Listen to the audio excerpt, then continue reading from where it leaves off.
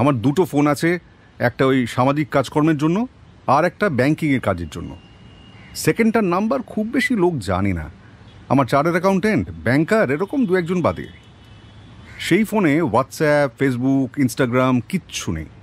যে mail account আছে সেটাও আমার পাবলিক মেল অ্যাকাউন্টের থেকে আলাদা। ব্যাংকিং ট্রানজ্যাকশন ছাড়া ওতে আর কোনো মেইলে আসে না। বাকি সমস্ত কাজকর্মের জন্য অন্য ফোন, অন্য ইমেল আইডি আছে। দিন দশেক আগে আমার এই ব্যাংকিংয়ের ফোনটা বিগড়ে যায়। সেদিনই নতুন ফোন কিনি, পুরনো ফোনটা ফ্যাক্টরি রিসেট করি, নতুন ফোনে সমস্ত ব্যাংকিং অ্যাপ ইনস্টল করি। রাতে ফোনটায় do not disturb mode on করে চার্জে বসিয়ে ঘুমোতে যাই।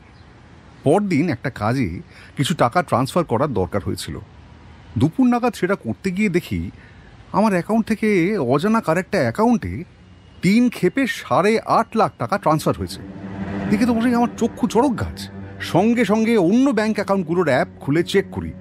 দেখি সব মিলিয়ে আমার 7টা অ্যাকাউন্ট থেকে মোট 21টা ট্রানজ্যাকশনের মাধ্যমে কেউ বা কারা 50 লাখ টাকা উঠিয়ে নিয়েছে।